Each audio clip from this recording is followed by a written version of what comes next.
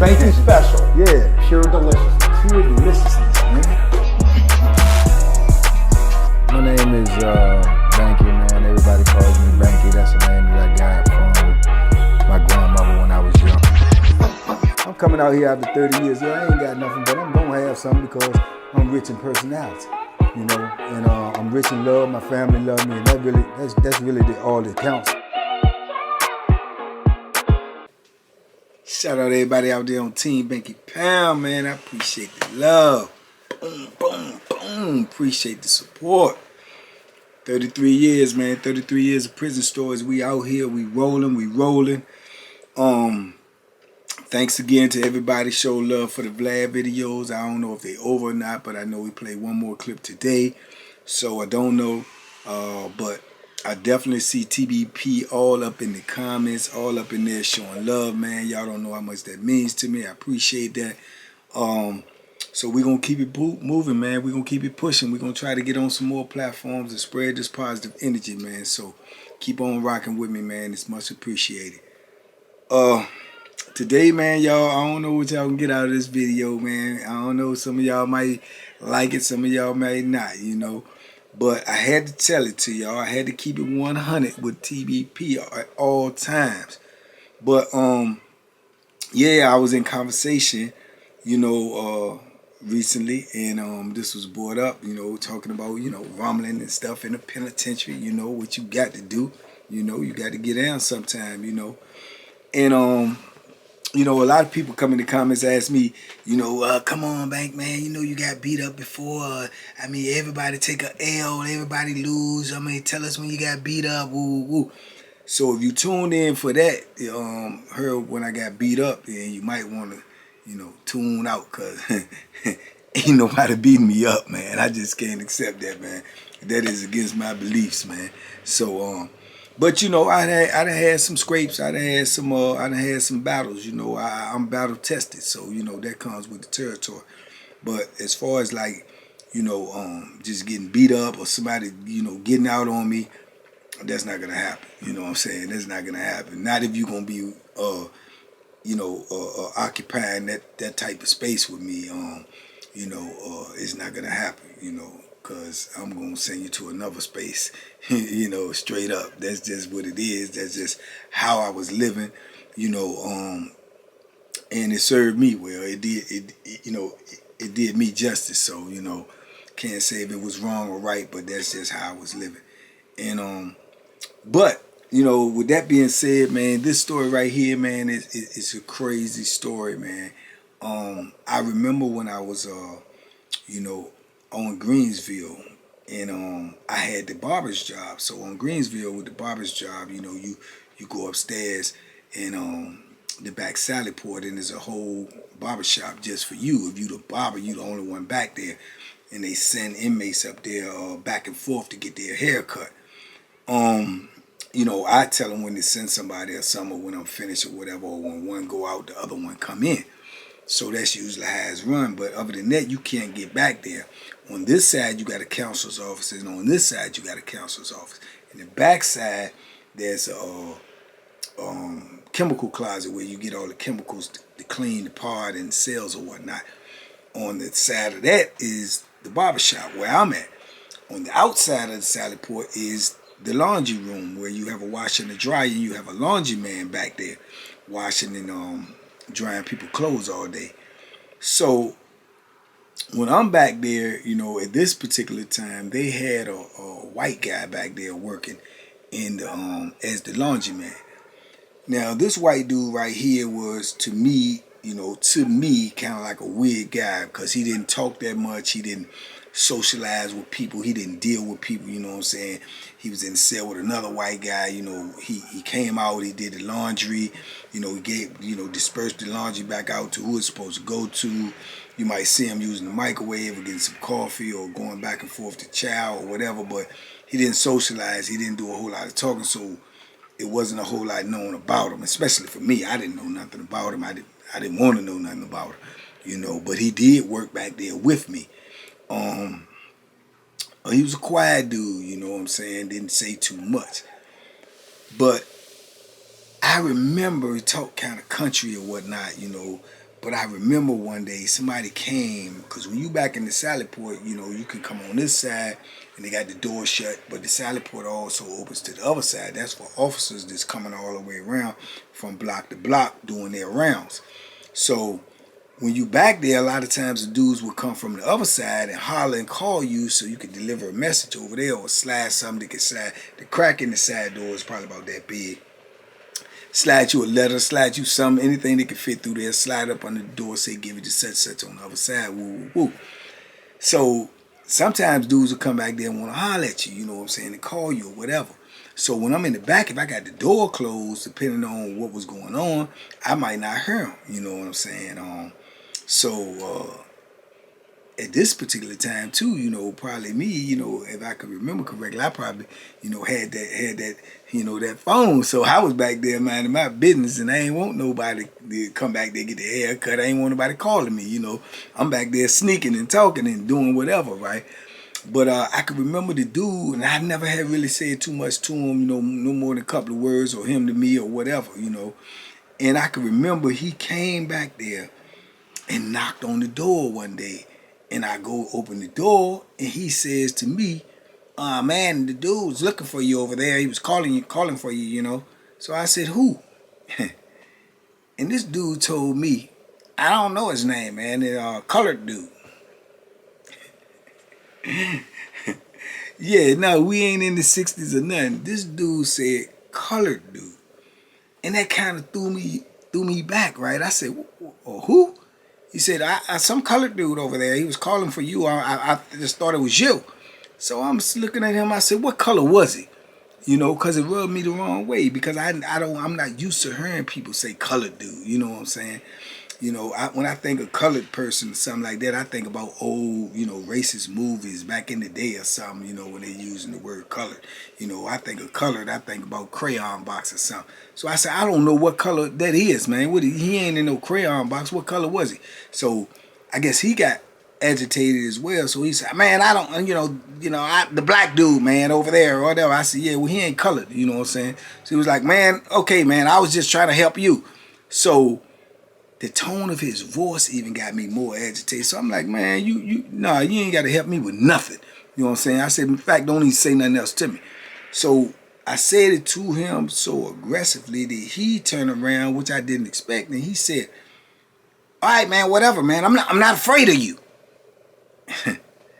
Now, mind you, like I said, you got the counselor's office, then me and him. No one else is supposed to be back there. At this particular time, the counselors are not even back there. They probably on their lunch break or doing whatever it is they're doing. So there's nobody back there but me and him.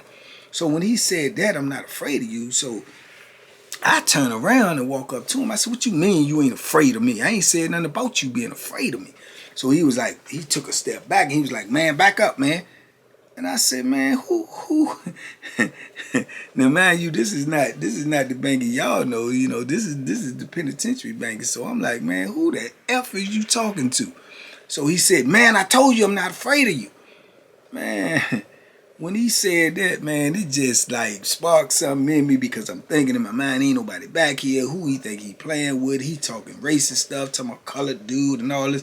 So I just hauled off and smacked him. I ain't even punch him. I smacked him, and I don't think he was prepared or thought that I would. So I just said, man, pow!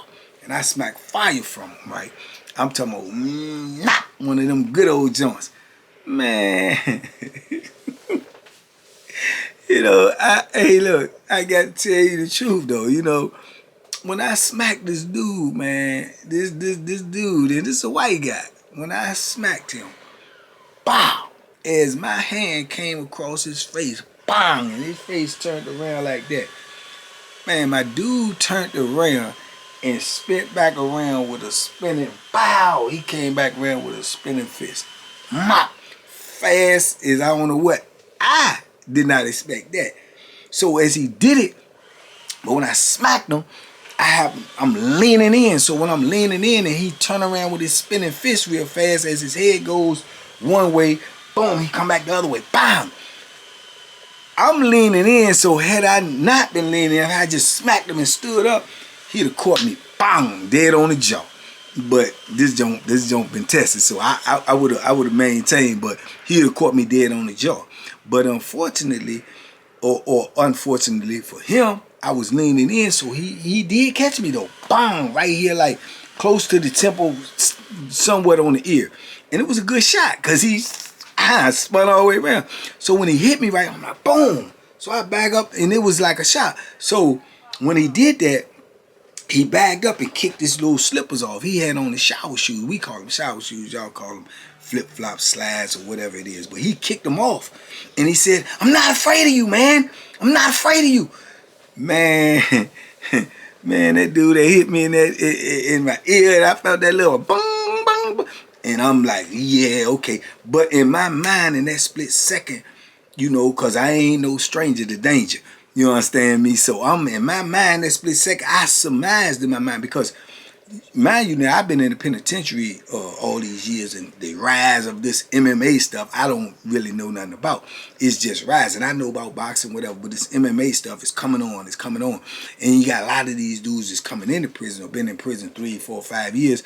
You know, they probably done took some MMA classes or did something. A lot of them white guys, don't be fooled now, because don't let the don't judge the book by its cover, because I'm telling you, a lot of them white dudes is taking that MMA stuff, man, and you know, whatever it is, they end up in trouble, they in prison, they know a little something. You know what I'm saying? Even some black dudes, they taking that MMA stuff. So you can't really look at a dude and just say, oh, okay, woo woo. But I never do that anyway. I never just look at a dude and judge and think that he weak or whatever. I can look at him and surmise what I think he can do to me physically. You know what I'm saying? I think I have that capability. Now, did I know that this dude might know something or thought he might know something? No, I didn't. I just didn't like the way he was talking. I thought he was talking racist. He was saying smart stuff. He agitated me. So, yeah, you know, I was on that type of time doing that. I smacked him. You know what I'm saying? And I considered myself doing him a favor and smacking him instead of punching him. Little did I know, he was ready, you know what I'm saying? He turned around, bang, you know. So boom, so I pump at him like that, and he raised his leg up. So in my mind, like I say, I didn't already surmise he knows some type of MMA. He knows something, you know what I'm saying? Be it karate, crazy, MMA, he knows something, you know. And I know that, but I ain't tripping because we back here by ourselves. I can't see you. I can't see you being victorious, you know. So I'm pumping at him. I'm like, yeah, okay, come on. You ain't scared. You ain't afraid. So I'm pumping at him, and every time I pump at him, he raises his feet up. So I'm trying to time him, and I'm trying to look at him and see exactly what he gonna do. Is he gonna try to kick forward, or he gonna spin kick, or I don't know. You know what I'm saying? So, but I know I'm trying to get at it. So when I pump fake again, he raised his leg up again, and he's telling me something. Come on, man, come on. So when he raised his leg up again and he kicked his feet out, as soon as his feet come out and go back in, I charge. When I charge, he kick it out again, but by now I have closed the distance. So he did kick me. I'm not gonna lie, he kicked me dead, like right that much over the solar plex, like hit me in my chest. But when he hit me in my chest, I dropped that right hand overhand on him. Bam! And when I hit him, I drove him straight to the ground. Now, had I really knew a lot about MMA, I wouldn't have got down on the ground with him. I would have just went ahead on and just waited for him to get up like I usually do and tell him, come on with it, because I ain't boom, boom, boom, boom. I ain't tripping when they you know, mano with mano. So, but I didn't, because when he dropped and he hit the ground, he slid. Plus I wanted to keep him down on the ground, because even though we back here in the joint by ourselves, they can look through the top, or through they got them big old round mirrors that's facing both doors. They can look through the top and they can see, but you got the side door that comes about to your waist, so they can see if you standing up or something. They can see you, but if we on the ground, they really can't see us. So when I drive them down to the ground, I get on top of them, and when I jump down on top, I might try to, you know, get a grip of him, and then I put this right here in his neck. So I got him in his neck.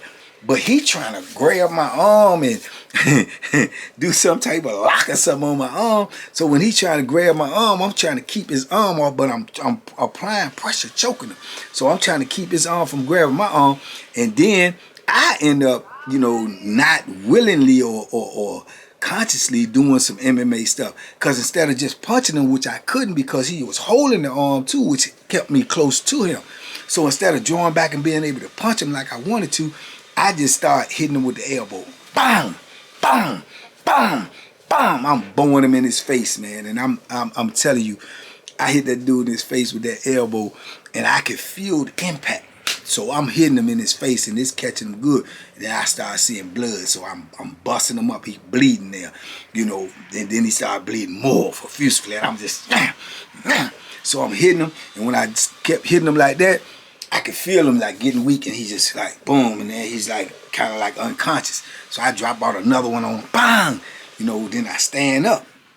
Now, to be all the way honest, when I stood up, that's when it happens in prison. That's when, you know, it happens anywhere. You know, you do something, even though you know, in the heat of battle, you know, your adrenaline is flowing and you trying to, you know, do what you can do. But when you get up and you know it's over, then you realize where you at and you realize the situation. Then I got scared because I'm like, boom, I might have hurt him too bad. Now I'm gonna be super late. I'm gonna be in trouble. Man, these people get ready to, you know, do me in. Yeah, I'm like, they getting ready to do me in. This a white dude too. You know what I'm saying? His family gonna call up here and complain. Them people gonna do everything they can. They be scared when them people call up there like that because they think they get ready to get a lawsuit. They think they get ready, you know, people get ready to lose their job. Wah. So I'm nervous now. I'm scared. So I'm looking at him like, ah man. So I see him. He down there. He like groggy. He's starting to try to get up, but he groggy because he done took these. He done took these, not the people elbow, but he done took the banker elbow to the, straight to the mug. So I started thinking what to do. You know what I'm saying? Should I hit him again, keep him down there, or should I just, you know, roll out, or should I try to help him up, or, but if I try to help him, he might try to, you know, grab me and lock me up or something. So I'm like, man. So I'm thinking, boom. Man, I got that phone probably. I think I had that phone. So I go back there, I get cleaned up, I put the barber stuff up, and I'm like, man, I'm gonna get up out here. I cut the light out, go on, close the door, go to the side door, clank, clank, clank, hit the joint, tell the bro, open the door, hit the button, like, open the side door. So, you know, she opened the side door, come out there, I'm walking normal, because, you know, sometimes they'll look up there, sees you coming out or whatever. Walking normal, I'm going to my cell, you know, everybody in there, you know, doing what they doing, cars, talking, woo. If they had a good eye, you know what I'm saying, they could see I was nervous, purpose. You know what I'm saying, I got blood on my elbow, I got blood on the side of my spot. But as I'm walking this way. This is the doors, this is the pod, so they can't really see it. So I'm walking, you know what I'm saying, I go to my cell, go in my cell, take my smock off, man, wash myself all up and stuff. I'm nervous. I'm like, boom. So then when I get myself cleaned up, I'm looking out the door, trying to see if I heard clang, the back door open for him when he gonna come out. You know what I'm saying? So I'm back there, John. I keep going back to the door, listening, looking, you know, nervous. You know what I'm saying? Saying, man, I'm going to jail, man. I'm going to jail. But being that I done got from back there, the only way I'm really going is if he tell. Now, in my mind, I'm thinking 100% he gonna tell it. You know what I'm saying? So I'm like, man, I'm going to jail. So then I start, you know, inventorying my stuff, like what I'm going to pack up, what I'm going to tell my seller I got to have, what to send to property, woo. So all this stuff is going through my mind, man, and probably like 10, 15 minutes go by. I heard the back door. Like, so I go to the door. I'm looking out the door. So I see him coming from back there. Now, he the laundry dude, and he got his little shirt on, but he got another little shirt like he wiping his face, but I guess he trying to shield himself from the booth in case she look up there. So he go to his cell, stand in front of his cell, open his door. He go on in the cell, get his door closed, right? So I'm like, oh, okay. So boom, I'm thinking, man, well, maybe he ain't gonna tell, maybe, you know. But then I started thinking, you know, you gotta think war. You know what I'm saying, man, he might be going to get that Bethlehem. You know what I'm saying? If he ain't telling, he might be going to get that Bethlehem. Because either way, he got to go up out of here. You ain't going to be walking around me and I done already put hands, feet, or whatever it is. If we done got physical, you not going to be around me. Because I'm not going to give you a chance to try to sneak up on me, you know, take my life or, you know, mess me up for life. Either way, you got to go. You know what I'm saying? So now I'm starting to think war, you know what I'm saying? So boom. I secured that Bethlehem. I got it. I'm ready. When I come out here, I'm going to go back there. If he come on back there, and if he even flinch or act like he ain't going to get a chance to do nothing. You know what I'm saying? Now this is how my mind is working and my mind is turning. You know, so I'm in my cell. I'm moving around. I'm checking things out. I'm letting my cellie know what the play is. You know, I put that Bethlehem on me. I'm like ready. And next thing you know, I heard the side door open again. Clank, clank, clank. So it's the dude coming in. It's the officer coming in to make a round. So the officer's making a round, and he going by, and I guess, oh boy, he ain't on point, because I see him, he walk by the dude's door, he go back. He stopped, go to the door. He talking. I can't really hear what he's saying. You know what I'm saying? So he talking to him, but he had his door. So then my whole mindset, the whole frame, he telling. He telling. I'm telling myself, I said, man, he got me. He down there telling on me now. You know what I'm saying? But boom, police talking to him for a little bit, man. You know, maybe 5, 6, 7, 8 minutes. Pull that walkie-talkie out, get on the walkie-talkie, right? Then you get on the loudspeaker. They get on the loudspeaker, tell everybody lock up in their cell. I said, yeah, I'm gone. Yeah, I'm gone. They give me a come get me, dog. I tell myself, I said, they give me a come get me. You know what I'm saying? So boom. They come in there, man. The sergeant's in there, everybody them. They come in there, they go to his cell, man. They talking to him. Then you got the sergeant in there. Then you got the lieutenant in there. Then you got another floor officer in there. Next thing you know, you got 6, 7 dudes at his door. So they bust his door open and they take him out. When he come out, you know, I could even see from my cell, you know, he swole up, you know what I'm saying? That's that elbow, you know what I'm saying? So they take him up out of there, they go right back out the back salad port, right? Now I'm glued to the I'm glued to the door because I'm thinking they come and get me, you know what I'm saying? Sure as grits as groceries, I think they come get me.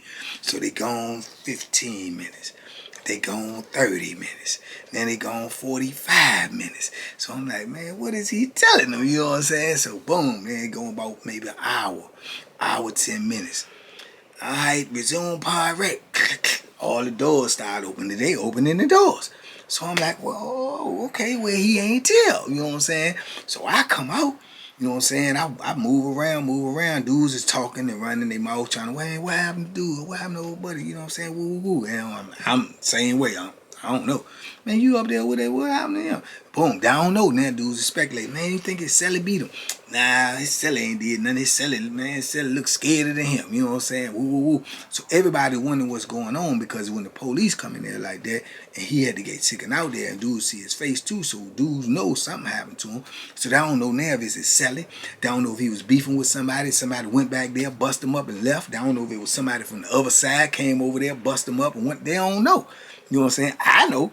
You know what I'm saying? And I'm the only one that's nervous because I'm acting like everybody else. Man, I don't know. You know what I'm saying? So, boom, I go up to the joint, tell the lady, hit the back door. Let me go back there. Let me go back and get my stuff out the barbershop. So she was like, nah, you can't go back there right now. I said, why not? She said, you can't go back there right now. I said, all right. You know what I'm saying? So, boom, I go on back about my business, right? And man, I'm saying to myself, Lord have mercy, they might end up putting 2 and 2 together. They gonna come talk to me, ask me something, you know what I'm saying? I'm like, man, what is going on? You know, so I was nervous, man, all for the next couple of hours. And then they just came in that joint, 2 of them. And you know what's going on when they come in there like that with their little bags, but they go straight to his cell. Excuse me, get the door open, hand the bags to his celly. You know what that means, pack his stuff up, he gone. You know what I'm saying? Now, in my mind, I'm thinking, well, boom, they either taking him to, you know, medical, or either they locking him up because he won't tell nothing, or they locking him up because they don't know what's going on, you know, which is all the same thing. So they eventually, I heard though that that's what happened. He went back there. He ain't say what happened. It's a threat to the orderly operation of the institution for somebody to be beat up, stabbed up, or messed up, and they don't know what happened, and they put you right back in that environment, because then anything that happens to you, then they're liable for that. So they're going to automatically move you, you know what I'm saying? Even if they don't lock you up, they can't lock you up just for investigation alone. So boom, that's what happened to him. So excuse me, in my mind, I'm like, okay, you know what I'm saying? I just slid by that one. But with all that being said too, I still had a decent little size knot right up on my head, man, right above my ear from that little mom that he caught me with. You know what I'm saying? He caught me slipping. You know what I'm saying? He caught me slipping. But he paid for it. You understand me? He paid for it. But that was a lesson too. That was a lesson for me. You know what I'm saying? To like I say, to even be more ready, to be more in tune, to not, you know, try to, you know, quick judge somebody or something. And then, you know, I'm in prison. You know what I'm saying? So it ain't no mercy. I shouldn't have never smacked him anyway. I should have punched him. You know what I'm saying? Because smacking him allowed him to do what he did. You know what I'm saying? To get that blow off that he got off. You know what I'm saying? And then had he been lucky, he could have, boom, he could have caught me. You know what I'm saying? And like I say, this joint tried and tested, but you know, I wouldn't have went out. I wouldn't have been knocked out or nothing. But he could have broke my jaw. He could have did anything. You know what I'm saying? I am human.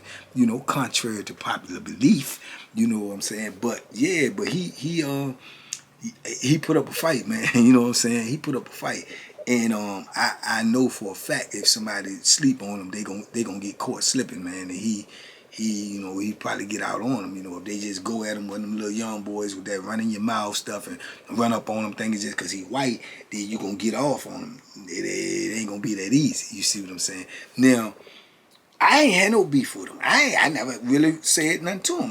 When I come back there, get my laundry or whatever, go or give him my smocks and stuff from the barbershop to wash. All right, man, got my stuff, woo, woo, and that's it. Just small words. But when he came at me with that colored stuff, man, I don't know nobody who say colored unless they racist. You know what I'm saying? He could have said, the black guy, or he could have said, the dude over there, I don't know his name, but you said the colored guy. You know what I'm saying? Come on, man. What color is it? The color. Color is in the crayon box. You know what I'm saying? So it just struck me the wrong way, and I addressed it. And by me addressing it, he got more aggressive. And, with all of that, he ain't afraid and all. Who said you was afraid? I was just telling you the colored that's not what a person is. It's not colored. You know what I'm saying? So either way, those are little small things like that in the penitentiary that can turn into big things. You know what I'm saying? Who knows? I mean, he could have had the Bethlehem on him when I smacked him. He could have pulled that out. You know what I'm saying? But like I say, I always got an exit plan anyway. I'm out there by myself. It ain't nobody but me and him. He could have got, I don't care what he knew. He could have got one good swing in, and I would have, did my very, very best to make sure it wasn't in a vital spot. But when stuff like that happen, man, my adrenaline goes to 1,000. So I would have been, I'd have caught him with one of them blows. And if I'd have dropped him, that would have been it for him. Especially when I know he's trying to kill me. You know what I'm saying? But, those are just scenarios because that ain't what happened the way it played out. It's the way I told you. But that's the thing about prison. You don't know how it's going to play out. You don't know what's going to happen. And then when you make a move to put your hands on somebody, you got to be willing to finish that person because you don't know what the outcome gonna be, and you don't know how he coming back. Because like I say, had he not, got took out of there, I was gonna make him leave. You know what I'm saying? I was gonna make him leave. Only way he won't gonna leave is if he just went ahead and came at me, and he was gonna leave that way anyway. So I was gonna make him leave because I was gonna make it, emphatically clear you can't be around me. Ain't nowhere in the world. I'm going back here in this barbershop and you standing right out here and I done did that to you, and then I'm up in there, some laid back in the barber chair or something one day, or just talking on the phone, or I'm back there cutting the dude's head and you come running up in there, and before I can turn around, nah, brother. No, sir. Nice try, wrong guy. You can't get me like that. You know what I'm saying? I'm too late in my bit by this point, and I know, you know what I'm saying, I know the count. I know what can happen. So if we get physical, which I never try to get physical, I always try to make that the last result. I always try to, refrain from that, let somebody just push it. He just caught me at a bad time, and it was some unexpected stuff all the way around the board. I never expected to hear nobody say the colored guy. I just never expected to hear that. So it kind of rubbed me the wrong way, caught me at the wrong time. I probably was irritated. I probably could have made, no doubt about it, I could have made a better decision and ducked all of that all the way around the board. But, I didn't, and what happened. But like I say, I could have ran into him later or somewhere else, and I would have to see him before he see me, because he could see. That's another problem with beefs in the penitentiary or something to get physical. Now, if we get separated, then I go on another institution 6, 7, 10 years from now. He on the institution. He see me before I see him. He could go get ready and roll up on me, while I'm not even prepared. That's why I say you always got to be aware. You always got to keep your head on the swivel. You got to stay ready so you don't have to get ready. Because sometimes you may not have time to get ready. So whenever I go in a new institution, whenever I go in a new block, I'm always, surveying my surroundings, because I don't know who I had beef with in there. I don't know who's in there. I don't know who got ill will or ill intent towards me. So I got to be aware of all of that stuff, man. And when you do get physical with somebody like that, like I say, you create an enemy, because we can never be friends no more. We can never be anything no more besides enemies, and that goes on a lot in penitentiary. I think it's sad, now reflecting back on it, because we only in there just, fighting amongst each other, you know, and we all got bit by the same dog. We all live in the same house. We all going through the same drama. So it's crazy, you know what I'm saying? So we act like we don't know who the real enemy is. And you know what I'm saying? It's definitely not the person that's beside you doing time with you, whether he black, white, Puerto Rican, or whatever it is, because he in the same boat you in, man. We all trying to get back home to our families. So it's just unfortunate that you know, we ended up, you know, hurting each other more than anybody else, man. So, but anyway, man, I wanted to drop that on y'all, man. Yeah, man, old Banky ran into old MMA cat, man, and had I been slipping a little bit more, man, his story might have been a little different, you know. But like I said, it was a learning experience, man. As always, it's a blessing in every lesson there, man. The blessing is that it ended up the way it did. Nobody got seriously hurt. He took some bumps and bruises that'll heal, you know what I'm saying? But the Bethlehem could have happened and somebody could have got seriously hurt, you know, something that, you know, wasn't repairable. So, you know, thank God that didn't happen. And I learned from it, and I'm quite sure he learned from it. I'm quite sure he learned not to call no black people colored no more. And if he do it, he know not to call it in the presence of a black person. So, you know what I'm saying? So that's the blessing, man, and the lesson, man. But I appreciate y'all out there, man. You know, like I say, man, if y'all got something that you send to that P.O. box, man, be on the lookout, because I'm going to be reading them on these videos and opening these P.O. boxes real soon. I'm working on merchandise for y'all, so y'all stay tuned. The book is already in the works. We got the Living Life After Life podcast jumping over there. We getting ready to start dropping the videos. We just getting ready to start dropping them, even though we need 200 and some more subscribers. TBP, who you with? You know, the Banky Pound Prison Fitness, we rolling over there. I'm getting ready to start going live over there. I got over 1,000 subscribers now, so I'm getting ready to start going live and doing personalized workouts. Pure Deliciousness, man. I started dropping some little shorts over the Thanksgiving weekend, so I'm getting ready to start whipping it up too. As soon as I see y'all over there, and y'all gonna rock with me, man. We gonna cook some good food over there. We gonna whip it up in the kitchen. And as always, man, the 33 years of prison stories, man. I'm gonna bring y'all this content, this positive energy. Hopefully you share it. Hopefully you spread it around. And we're gonna keep on going. We're gonna keep trying to get on these platforms, get in these colleges, get in these high schools, get in these prisons, and spread this positive energy, man, and let people know it's never too late. You know, you can change your life today. You just have to change your mind. So with that being said, man, y'all be safe, be smart, make good decisions, man, and duck all the hooks. Bang, bang, bang, bang, boom. Boom, boom, and duck them spinning, and them spinning fish too, because they'll catch you when you're slipping. Bow.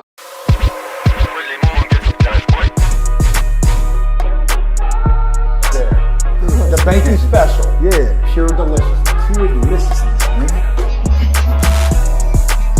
My name is Banky, man. Everybody calls me Banky. That's the name that I got from my grandmother when I was young.